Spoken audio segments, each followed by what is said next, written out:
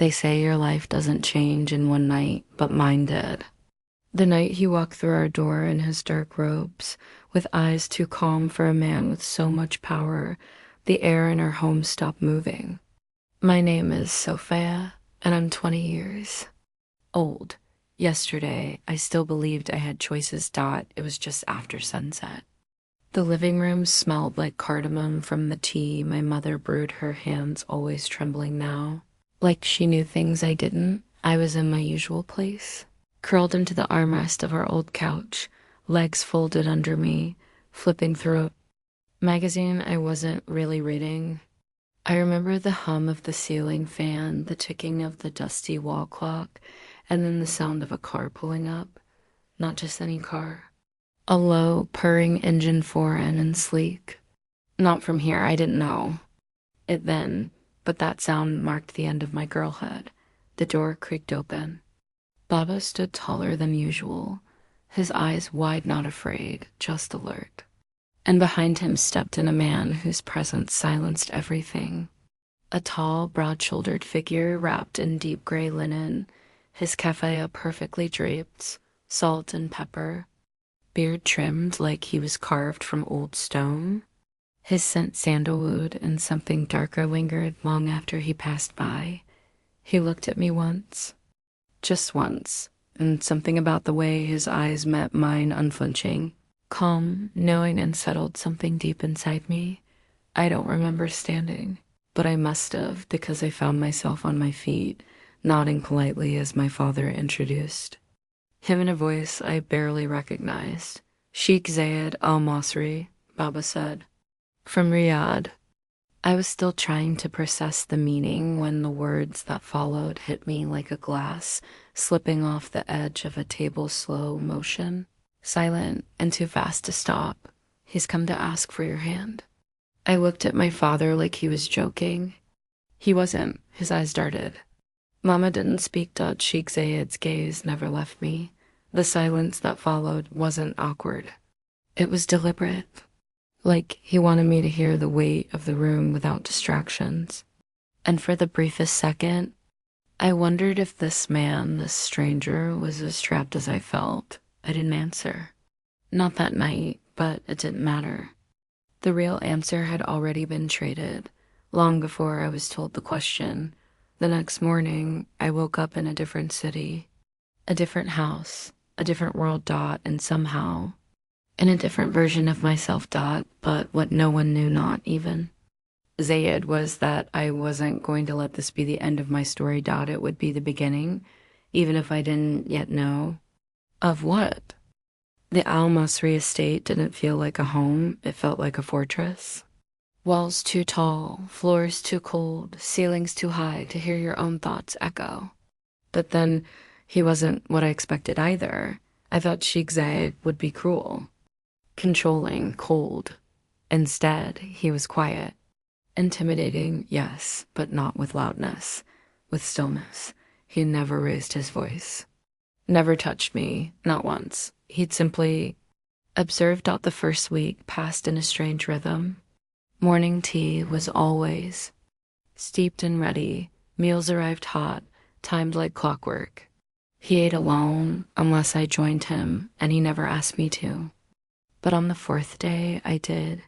I had wandered into the outdoor courtyard, barefoot, not thinking he'd be there. But he was reading, of all things, an old Arabic poetry collection. His robe was looser, more relaxed, and his sleeves pushed up to reveal forearms inked with long faded scars. You read, Hafez? I asked, cautious. He didn't look up immediately. Just turned the page slowly. When the noise of the world grows too loud, he replied, Hafez is a good place to hide. It caught me off guard. I blinked. I used to hide in books too. He looked at me then. Not like a man looks at something he owns, but like someone trying to translate you, line by line. Do you still, sometimes? I sat across from him on the cool stone bench. Only when I don't want to remember where I am. A pause. Then something shifted in his mouth, just barely a twitch of a smile. That became our unspoken arrangement. Early evenings. In the courtyard, books. Between us like neutral ground. He'd hand me pages he liked, and I'd pretend not to notice how his fingers lingered just a moment too long when they brushed mine. Sometimes he asked questions. Not intrusive ones, just enough to make me feel seen. Why haven't you painted? Your nails again? They chipped. I liked the blue. Sometimes I answered. Sometimes I didn't. But I always stayed longer than I meant to. One night, the electricity cut off during a sudden desert storm. A sharp gust of wind slammed my bedroom window open. I scrambled out of bed in my nightgown, trying to pull the pane shut. The wind tangling my hair and flinging sand against my face. A deep voice behind me. You'll hurt yourself like that. I turned. He stood in the hallway, barefoot, sleeves, rolled candle in hand. I didn't expect a prince with a candle, I teased, trying to steady my breath. He raised an eyebrow, and I didn't expect a bride fighting windows in the dark. That word bride landed strangely between us. Heavy, delicate. He crossed the room, one hand steadying the window as I fumbled with the latch. Our fingers brushed. I didn't pull away. Neither did he. The window clicked shut. We didn't move right away. His face was close enough for me to smell. The warmth of his skin, something like oud and wind. I could hear the rain beginning, rare and soft. My heart was loud, but he only held the candle higher. The hall is darker than this room, he said gently. You'll be safer here. And then he was gone. I didn't sleep much that night. Didn't know if he touched my hand on purpose. I didn't know if I wanted him to, but I knew something shifted. I wasn't just a girl married off anymore, and he wasn't just the man my father sold me to. We were something else. Something not yet named. It began with a flat tire and a road that led nowhere. Zayed had planned a short trip to the outskirts, something about checking on a date farm he invested in. He invited me. You've been in that house too long, he said, almost like it was an afterthought, but there was a softness in his voice. An invitation, not an order. We left before noon in one of his vintage SUVs. Its leather interior smelling faintly of aged tobacco and polished wood. The air was dry, warm. I liked the quiet between us, low music humming through the speakers, our bodies shifting slightly with every bump in the road. He let me control the playlist. That surprised me. 2 hours later, we were deep in the desert's edge when the right tire burst over jagged stone. No cell signal. No chance for miles. Just the wind, a sun slipping into amber haze, and a sky already hinting at a cold desert. Night. Zayed crouched beside the tire, inspecting it without a word. He didn't curse, didn't panic, but his shoulders tensed. We'll need to wait, he finally said, standing and brushing the dust from his trousers. Someone will come looking when we don't check in. How long? Maybe overnight. He looked at me then, searching. You scared? No, I lied to. We ended up sitting near the car, backs against the cool metal. He laid out a thin woven mat from the trunk. I pulled my knees to my chest, hugging them to keep warm. He handed me his coat. I didn't want to take it, but the wind said otherwise. When I slipped it over my shoulders, it was still warm from his body. The sleeves swallowed my arms. You don't talk much, I said after a while, trying to fill the darkening silence. He looked at me sideways, a faint smirk in the candlelight of dusk. I say what matters. That sounds like something an ancient monk would say. He chuckled in an actual laugh. Short, real. We fell into silence again. But this one was gentler. Then came the cold. Sharp, sudden, relentless. I tried to hide my shivers, but it wasn't subtle. He noticed. Of course he did. Come here, he said quietly. I froze. It's too cold out here. We'll share heat, that's all. I hesitated, every part of me screaming that once I crossed that invisible space between us, things would change. But I moved anyway, I sat beside him, and he pulled the coat tighter around both of us, his arm resting gently around my shoulder, not possessive, just protective, practical. Or so I told myself, but his body was warm. His scent wood, spice, something earthy surrounded me, and I was aware of every breath he took. At one point, my head dropped to his chest. Not on purpose, but he didn't move, didn't shift. He just let me stay there. The rhythm of his heartbeat. Steady, strong, real. I never thought my life would look like this. I whispered. Neither did I. He said after a beat. That surprised me. I thought you chose it. Power, wealth, the silence. He looked up at the stars before answering. It's strange to have everything and feel like you don't own a single part of it. His words stayed with me.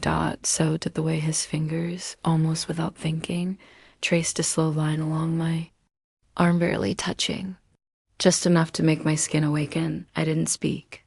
I didn't stop him. But I also couldn't ignore the ache forming inside me, this quiet, restrained wanting. Not just of his body, but of something I'd never been. Offered, being known.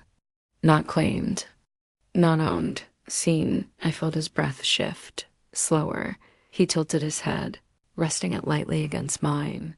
You're not like I imagined, I murmured. He chuckled softly. What did you imagine?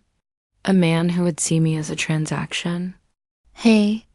Paused, then barely audible. And now. I turned my face slightly, eyes meeting his in the dark.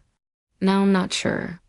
He didn't kiss me, but the air between us throbbed with tension, as if the possibility lived in every inch of space we didn't quite close. Eventually, I fell asleep on his shoulder. And when I woke sometime later, wrapped in the blanket he'd tucked around me, he was still sitting upright, still watching the stars, still not touching me, and yet I had never felt closer to anyone in my life. The morning after the desert night was unusually still, the kind of stillness that only comes after something quiet but irreversible has happened. Zayd didn't speak much on the drive back. Neither did I, but the silence wasn't heavy this time. It was thoughtful, protective. We both felt something had shifted between us. We just hadn't named it yet. Back at the estate, I returned to my room and sat at the edge of the bed, still wrapped in the memory of his warmth. I could smell him faintly on the borrowed coat folded neatly on the chair. My fingers brushed the collar, slowly, tracing where his hands had been. What was I doing? I wasn't supposed to feel this. Not for him. He wasn't supposed to let me, and yet, later that evening, I found him in the courtyard again. He sat alone, a cup of Arabic coffee in hand, the night air brushing gently through the palm leaves above. He looked up as I approached, his expression unreadable. I didn't sit right away. I can't stop thinking about that night, I said, my voice quieter than I intended. He looked at me for a long moment before answering. Neither can I. The honesty startled me. I thought maybe you pretend it didn't happen, I whispered, stepping closer. Pretend that we didn't sit under the stars, that I didn't fall asleep on you, that you didn't let me. He put the cup down slowly. Would you rather I did? I sat across from him, folding my hands to keep them from trembling. No, I said. I don't want to pretend anymore. Something flickered behind his eyes, something vulnerable, almost pained. Sophia? He leaned forward slightly, elbows resting on his knees. I never wanted this to be unfair. I know what it looked like, me arriving, making decisions. Your father, he sold me, I said, not bitter, just tired. Let's not soften the truth. He looked down at his hands. I didn't ask for that. I didn't want a woman who didn't choose me. Then why did you agree to it? I asked, my voice cracked more emotion than I'd meant to show. Why didn't you say no? His answer was quiet. Because I saw you. I blinked. What? That night, when I first walked into your house, before your father spoke, You were alive, not loud, not smiling, but fully present. Like you were seeing everything at once and holding it all together anyway. And I thought if I walk away, someone worse might come. I swallowed the lump in my throat, and then he added, his voice barely above a whisper, I stayed because I realized I didn't want to be the man you feared. I wanted to be the one you could trust. That did something to me, broke something open, but I didn't know how, he admitted, shaking his head. I've spent years in silence, with people who only speak when they want something. You? He looked up, eyes sharp with feeling. You make me want things I buried long ago. I stared at him, breathing shallow. What kind of things? I asked out. His gaze didn't waver. To be chosen, to be seen for more than my name, to be touched like I matter. I felt something inside me unravel slowly, painfully, beautifully. My voice was trembling now. You're not the only one who's afraid, Zaid. He tilted his head gently, encouraging me. I don't know what this is, I continued. But every time you look at me like that, I feel like I'm not just a girl who got traded. I feel alive, wanted, but I don't know if that's real or just the first time someone made me feel safe. He stood. I froze, but he didn't move toward me. Not yet. His jaw was tight, his hands clenched at his sides like he was holding back something primal. I think about you, he said, his voice low. Too much, more than I should. I stood too. Slowly, our faces were close, now closer than ever before. I could feel the heat of him, the tension coiled between us. Tell me not to, he whispered, and I won't. My breath hitched. I don't want to. His eyes flicked to my lips, then back to my eyes. Are you sure? I nodded. But my voice was stronger than I expected. Yes. Still, he didn't kiss me. Instead, he reached out slowly, his fingers grazing my cheek with the softest touch. Like he was asking permission. I leaned into it just enough. Then his hand slid down, cupping my jaw, thumb brushing my lower lip. And finally, he kissed me. It wasn't rushed. It wasn't demanding. It was deep, reverent, like he'd been waiting an eternity and still couldn't believe he was allowed to. I melted into him, my hands finding the fabric of his robe, clutching it like it was the only thing keeping me grounded. We finally pulled apart. Our foreheads rested together, breaths mingling. I'm scared, I whispered. Me too, he said, but I want to be here, with you, if you'll have me. As something real? His eyes softened and he brushed my hair back from my face.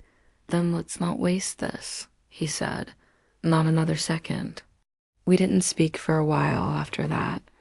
We didn't need to. Our silence said everything. The hours after the kiss felt like slipping into a dream I didn't want to wake from. We didn't rush anything. We didn't need to. That single kiss held more truth than any contract ever signed. It changed the air between us, made it softer, easier to breathe. The courtyard where it happened seemed different now, warmer. The way the lantern light danced across Sayed's face felt like the world itself was leaning in to watch. He walked me back to my room that night, but didn't cross the threshold. He stood just outside, one hand resting against the doorframe, as if silently asking permission to stay without saying a word. I'm not sending you away, I said gently, but I think I need to sleep on everything, alone. He nodded, the corner of his mouth lifting in understanding. Good. You're not a girl who follows orders anyway, I laughed. You finally figured that out? I suspected it the moment you rolled your eyes at me on day 2. I did not. You did, he said, clearly enjoying himself now. Right after I told you dinner was at 8 and you showed up at 9. That was because your cook said the food's better cold. You mean she warned you I'm always late? Exactly. We stood there, smiling in a way we never had before. No guarded distance, no quiet calculation dot, just Zeus. Before he left, he reached for my hand, just my hand, and lifted it gently to his lips. The kiss he pressed to my knuckles was light, but it sent a slow ache through my chest that hadn't left me since. "Good night, Sophia," he murmured dot, and for the first time, I didn't feel like a guest in this life. The next morning, everything felt brighter. My coffee tasted better. The garden smelled sweeter. And when I passed the mirror, I caught a glimpse of a girl I hadn't seen in a long time. Someone who looked like she believed in the future. We had breakfast together, casually as if it had always been that way. His hand brushed mine more than once. He asked about my favorite movies. I teased him for having never seen a single one. I told him I'd make him watch all of them. "That sounds like a threat," he said, eyebrow raised. "It is," I replied. "You'll thank me later." In between bites and stolen glances, we talked about what this meant. What now? I asked quietly, "Where do we go from here?" Zayed set his cup down and looked at me, really looked. "I know this isn't a normal beginning," he said, "and I don't want to pretend it is. You didn't choose this life." "I'm choosing now," I said. "That has to count for something." He leaned forward. "It counts for everything. But what if people say I'm here because I had no choice? Then let them talk. We'll know the truth." I reached across the table, lacing my fingers through his. "I want this to be real. Not out of obligation or rescue, but because we're choosing each other." His grip tightened. "Then we move forward, at your pace, together." That afternoon, we went walking through the olive grove near the back of the estate. It was quiet except for the crunch of gravel under our shoes and the occasional chirp of distant birds. He reached for my hand again. This time, I didn't hesitate, and as we strolled beneath the golden sky, fingers intertwined, I knew we had crossed the line. Not a boundary, but a threshold. And for the first time, I wasn't afraid of what was waiting on the other side. It's strange how a place can change without changing at all. The estate still looked the same. Columns still gleaming in the sun, courtyards whispering with warm wind, the garden still bursting with color. But now, it didn't feel like a gilded cage. It felt like a beginning. We fell into a rhythm, not rushed, not forced. Mornings together over quiet breakfasts, late afternoons in the olive grove, evenings filled with old music and new laughter. Zayed started asking me to join him during meetings, during drives into town, during dinners with guests who spoke too carefully around me. But he always made room for my voice. Never once spoke over it. One evening, I found him alone in the garden, kneeling in the dirt, digging with his bare hands. "What are you doing?" I asked, laughing. He looked up, grinning like a boy caught red-handed. "You said your mother used to plant jasmine," he said, wiping his palms on his pants. "I thought we could grow some here." The lump that rose in my throat caught me off guard. "You remembered that?"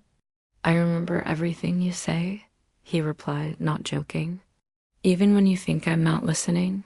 He stood and reached into his pocket, pulling out a small paper packet jasmine seeds. I felt we could plant them together. That moment, his hands dirty, the soil warm beneath our knees, the soft scent of spring on the breeze was more intimate than any kiss. More lasting. Later, as we watered the soil in silence, he turned to me, his expression thoughtful. "I've lived alone for a long time, Sophia. Even with a full house, I've always felt separate." "I know that feeling," I said quietly. "But not around you." He exhaled slowly, then reached for something tucked inside his robe. A ring. Simple, gold, no diamonds, no flourish. "This isn't a symbol of ownership," he said, voice steady. "It's a promise that I'll spend every day proving to you that love doesn't have to hurt." My chest tightened. I looked down at the ring, not for what it was, but what it meant. not a trade, not a duty, a choice. I nodded, my hand trembling slightly as he slid the band onto my finger. It glowed softly in the waning light. No grand ceremony, no audience. Just us beneath the olive trees and the first stars of the evening. And in that moment, I didn't feel sold. I didn't feel rescued. I felt chosen. We sat side by side after that, not saying much. Just listening to the garden settle into night. Eventually, I leaned my head against his shoulder. I think the jasmine will bloom, I whispered. He smiled. Then so will we.